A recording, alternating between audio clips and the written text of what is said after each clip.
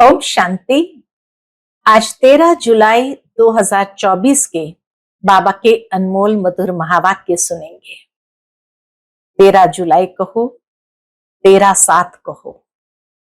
सचमुच 13 साथ, बाबा का साथ, ब्राह्मण परिवार का साथ, संगम युग की इस नैया को सहज ही पार कर देता है।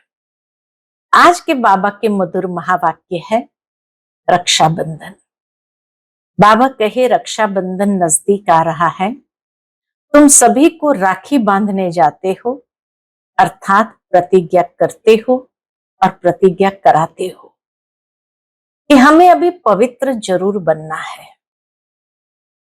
यही संगम युग का यादगार पवित्रता का, फिर सतयुग में प्रैक्टिकल में पवित्र जीवन आधा कल्प तक चलती है और पूजनीय श्रेष्ठ देवता स्वरूप में होते हैं।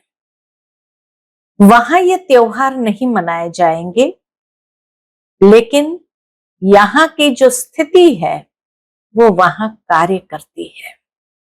बाबा कहे तुम बच्चों को अपनी स्थिति को इतना पावरफुल बनाना है जो अंत में मीडिया के द्वारा ही बाबा की प्रत्यक्षता होगी।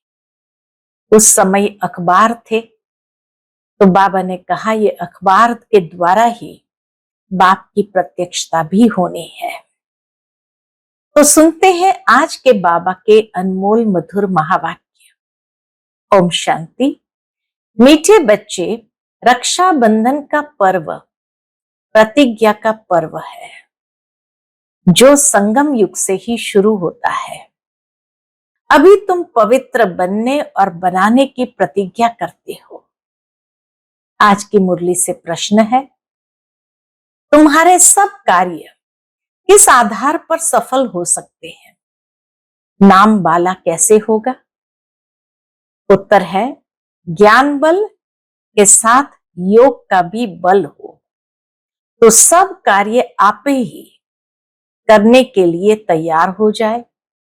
ज्ञान बल योग बल होगा तो कोई भी आत्मा सहजता से कार्य करने के लिए तैयार हो जाए। योग बहुत गुप्त है, इससे तुम विश्व का मालिक बनते हो। योग में रहकर समझाओ तो अखबार वाले आपे ही तुम्हारा संदेश छापेंगे। अखबारों से ही नाम बाला होना है, अर्थात मीडिया के सेवा के माध्यम से ही नाम बाला होना है। इनसे ही बहुतों को संदेश मिलेगा। ओम शांति। आज बच्चों को रक्षाबंधन पर समझाते हैं क्योंकि अभी नजदीक है। बच्चे राखी बांधने के लिए जाते हैं। अब जो चीज होकर जाती है उनका पर्व मनाते हैं। यह तो बच्चों को मालूम है, आज से 5000 वर्ष पहले भी यह प्रतिज्ञा पत्र लिखवाया था जिसको बहुत नाम दिए हैं। ये प्रतिज्ञा पत्र को बहुत नाम दिए हैं। यह है पवित्रता की निशानी। सबको कहना होता है पवित्र बनने की राखी बांधो। यह भी जानते हो पवित्र दुनिया सतयुग आदि में ही होती है। संपूर्ण पवित्र दुनिया सतयुग आदि में ही होती है। इस पुरुषोत्तम संगम युग पर ही राखी पर्व शुरू होता है जो फिर मनाया जाएगा जब भक्ति शुरू होगी। इनको कहा जाता है अनादि पर्व। बाबा कहे संगम युग पर आरंभ हुआ, सतयुग में प्रैक्टिकल जीवन पवित्र है, फिर भक्ति जैसे शुरू होगी तो ये यादगार पर्व के रूप में मनाया जाएगा। तो इसको कहा जाता है अनादि पर्व। वह भी कब से शुरू होता है? भक्ति मार्ग से, क्योंकि सतयुग में तो ये पर्व आदि होते ही नहीं है। ये होते हैं यहाँ, सब त्योहार आदि संगम पर होते हैं। वही फिर भक्ति मार्ग से शुरू होते हैं। सतयुग में कोई त्योहार होता नहीं। तुम कहेंगे दीपमाला होगी? नहीं, वह भी यहां मनाते हैं, वहां नहीं होनी चाहिए। जो यहां मनाते हैं वह वहां नहीं मना सकते। यह सब कलयुग के पर्व है। रक्षाबंधन मनाते हैं। अब ये कैसे मालूम पड़े कि ये राखी क्यों मनाई जाती है? बाबा कहे, ये कैसे मालूम पड़े कि ये राखी क्यों मनाई जाती है? तुम सबको राखी बांधती हो, कहती हो पावन बनो, क्योंकि अब पावन दुनिया स्थापन हो रही है। त्रिमूर्ति के चित्र में भी लिखा हुआ है, ब्रह्मा द्वारा स्थापना होती है पावन दुनिया की। इसलिए पवित्र बनाने के लिए राखी बंधन मनाया जाता है। ब्रह्मा द्वारा स्थापना, तो किसकी स्थापना? पावन दुनिया की। इसीलिए पवित्र बनाने के लिए राखी बंधन मनाया जाता है। अभी है ज्ञान मार्ग का समय। तुम बच्चों को समझाया गया है, भक्ति की कोई भी बात सुनाए तो उनको समझाना चाहिए हम अभी ज्ञान मार्ग में हैं। ज्ञान सागर एक ही भगवान है जो सारी दुनिया को वाइसलेस बनाते हैं। भारत वाइसलेस था तो सारी दुनिया वाइसलेस थी। भारत को वाइसलेस बनाने से सारी दुनिया वाइसलेस हो जाती है। हाँ, ये भी एक कायदा है कि जैसे ही भारत वाइसलेस बनता है तो सारी दुनिया वाइसलेस हो जाती है। भारत को वर्ल्ड नहीं कहेंगे, भारत तो एक खंड है वर्ल्ड में। बच्चे जानते हैं नई दुनिया में सिर्फ एक भारत खंड होता है। भारत खंड में जरूर मनुष्य ही रहते होंगे। भारत सचखंड था, सृष्टि के आदि में देवता धर्म ही था, उसको ही कहा जाता है निर्विकारी पवित्र धर्म, जिसको 5000 वर्ष हुए। अभी ये पुरानी दुनिया बाकी थोड़े रोज है। कितना दिन वाइसलेस बनने में लगता है? बाबा कहे, कितना दिन वाइसलेस बनने में लगता है? टाइम तो लगता है। यहां भी पवित्र बनने का पुरुषार्थ करते हैं। सबसे बड़ा उत्सव तो यह है, प्रतिज्ञा करनी चाहिए। सबसे बड़ा उत्सव तो है रक्षाबंधन का, तो प्रतिज्ञा करनी चाहिए, बाबा हम पवित्र तो जरूर बनेंगे। ये उत्सव सबसे बड़ा समझना चाहिए। सब पुकारते भी है, हे परमपिता परमात्मा, ये कहते हुए भी परमपिता बुद्धि में नहीं आता। तुम जानते हो परमपिता परमात्मा आते हैं जीवात्माओं को ज्ञान देने। आत्मा परमात्मा अलग रहे बहुकाल, सुंदर मेला लगा जब सतगुरु मिला दलाल। तो आत्मा परमात्मा अलग रहे बहुकाल, यह मेला इस संगम पर ही होता है।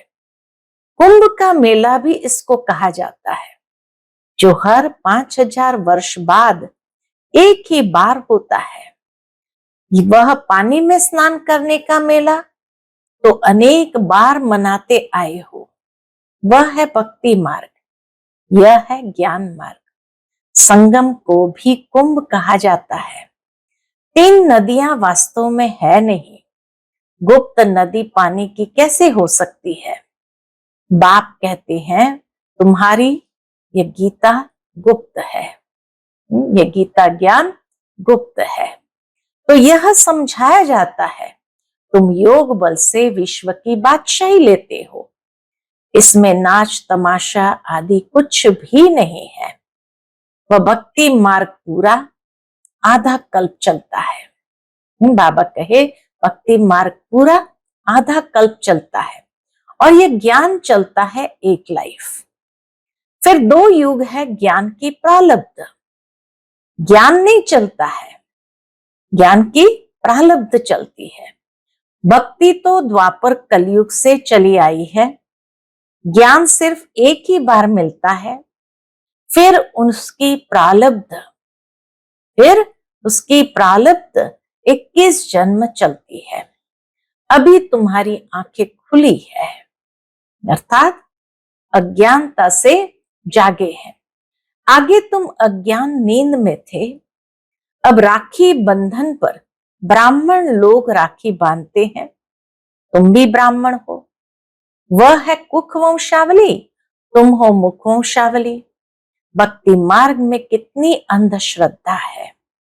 दुबन में फंसे हुए हैं। दुबन यानी दलदल में पांव फंस पड़ते हैं ना, तो भक्ति के दुबन में मनुष्य फंस जाते हैं और एकदम गले तक आ जाते हैं। तब बाप फिर आते हैं बचाने। जब बाकी चोटी रहती है पकड़ने लिए, बाबा कहे जब चोटी रहती है पकड़ने लिए तो चाहिए ना।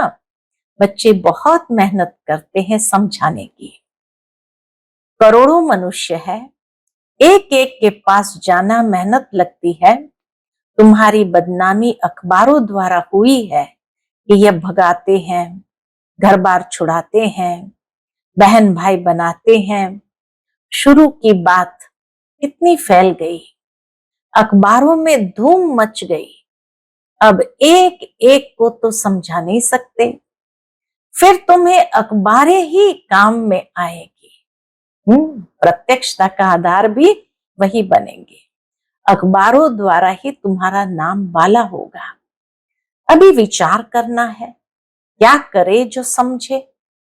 रक्षा बंधन का अर्थ क्या है? जबकि बाप आए हैं पावन बनाने, तब बाप ने बच्चों से पवित्रता की प्रतिज्ञा ली है।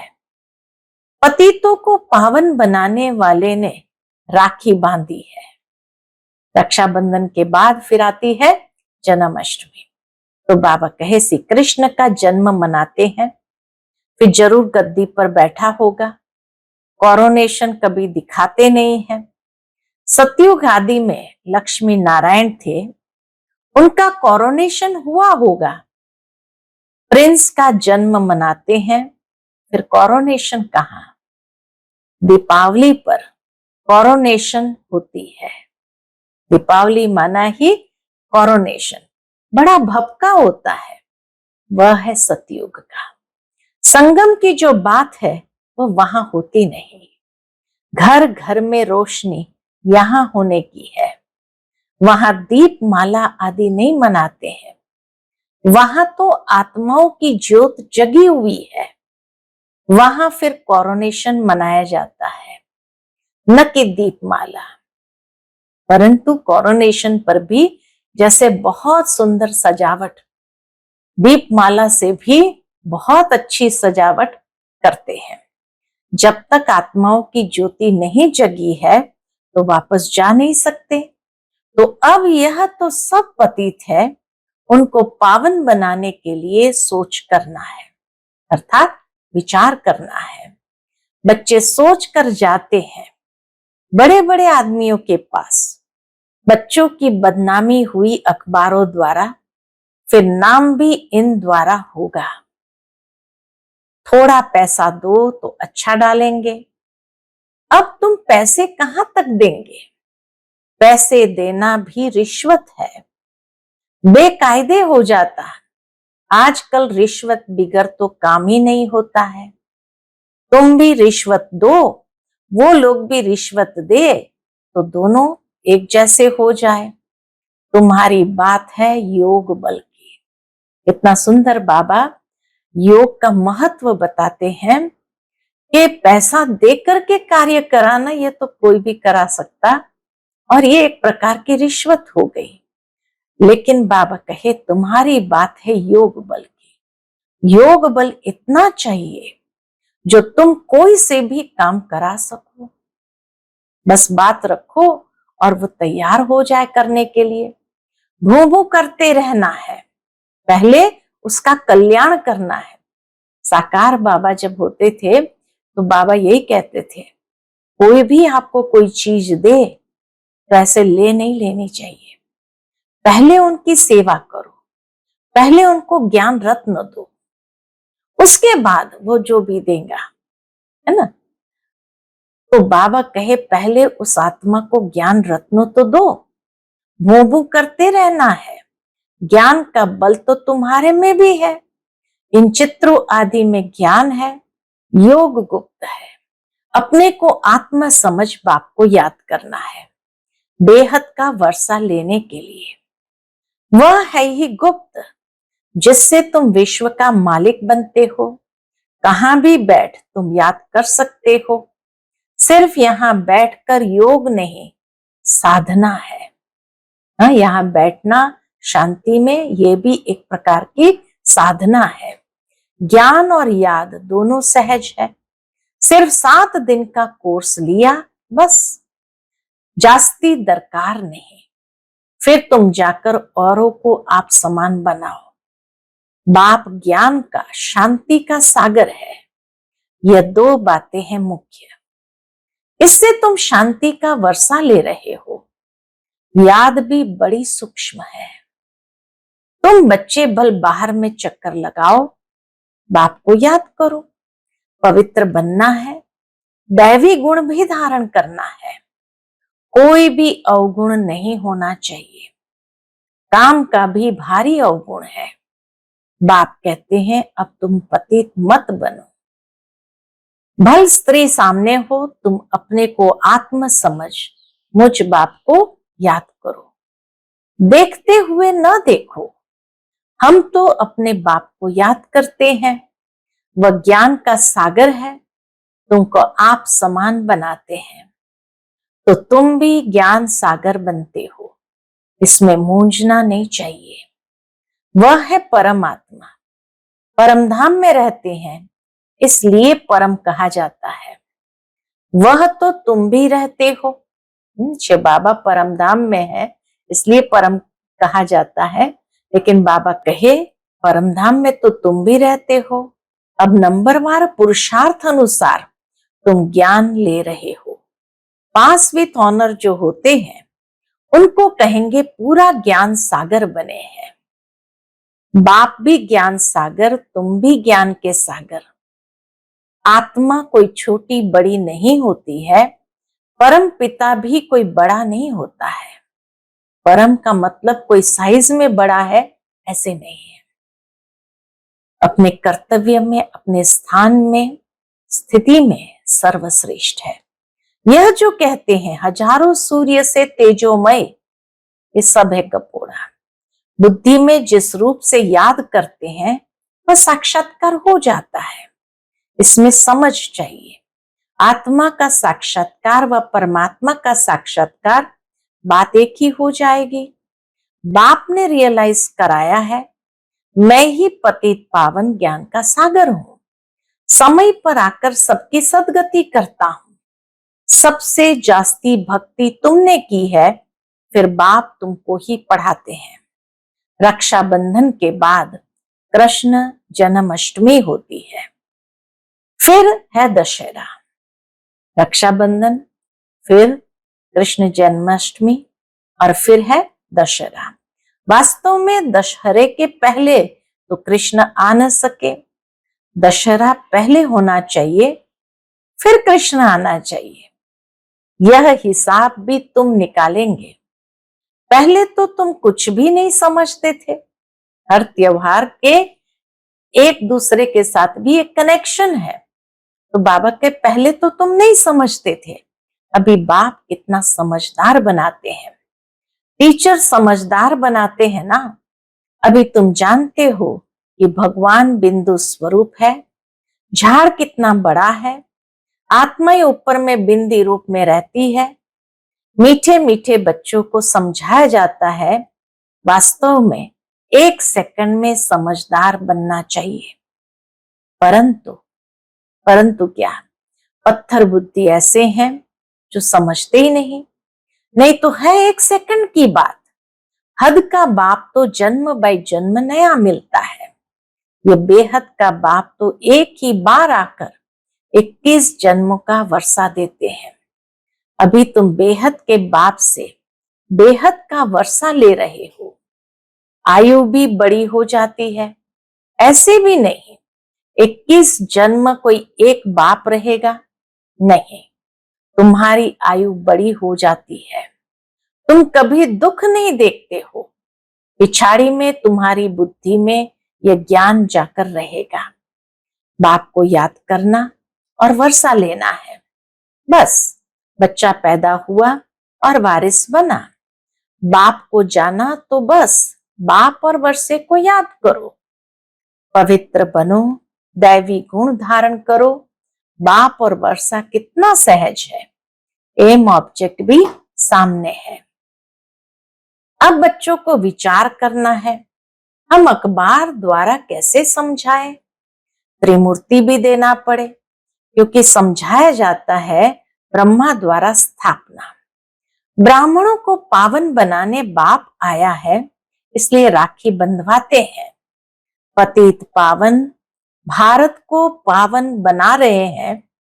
हर एक को पावन बनना है, क्योंकि अब पावन दुनिया स्थापन होती है, तो पतित वहां जा नहीं सकते हैं। अभी तुम्हारे 84 जन्म पूरे हुए हैं। जिसने बहुत जन्म लिए होंगे वो अच्छी रीति समझते रहेंगे। पिछाड़ी में आने वाले को इतनी खुशी नहीं होगी, क्योंकि भक्ति कम की है। भक्ति का फल देने बाप आता है। भक्ति किसने जास्ती की है, यह भी अब तुम जानते हो। पहले नंबर में तुम ही आए हो। तुमने ही अव्यभिचारी भक्ति की है।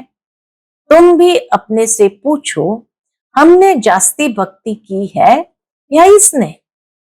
सबसे तीखी जो सर्विस करते हैं, जरूर उसने जास्ती भक्ति की है।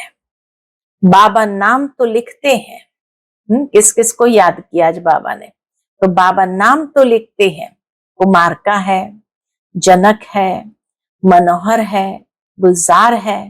नंबरवार तो होते हैं, यहां नंबरवार बिठा नहीं सकते। तो विचार करना है, रक्षा बंधन का अखबार में कैसे डालें। वह तो ठीक है, मिनिस्टर आदि के पास जाते हैं, राखी बांधते हैं, परंतु पवित्र तो बनते नहीं हैं। तुम कहते हो पवित्र बनो, तो पवित्र दुनिया स्थापन हो जाए। 63 जन्म विकारी बने। अब बाप कहते हैं ये अंतिम जन्म पवित्र बनो। खुदा को याद करो, तो तुम्हारे सिर पर जो पाप है वो उतर जाएगा। खुदा को याद करो तो तुम्हारे सिर पर जो पाप है वो उतर जाए।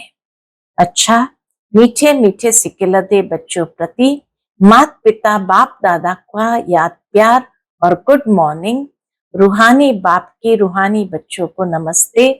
हम सभी रूहानी बच्चों की रूहानी माता पिता बाप दादा को याद प्यार, गुड मॉर्निंग और नमस्ते नमस्ते। शुक्रिया बाबा, शुक्रिया। आज की मुरली से धारणा के लिए मुख्य सार है। पहली पॉइंट, पास विथ ऑनर होने के लिए बाप समान सागर बनना है। कोई भी अवगुण अंदर है तो उसकी जांच कर निकाल देना है।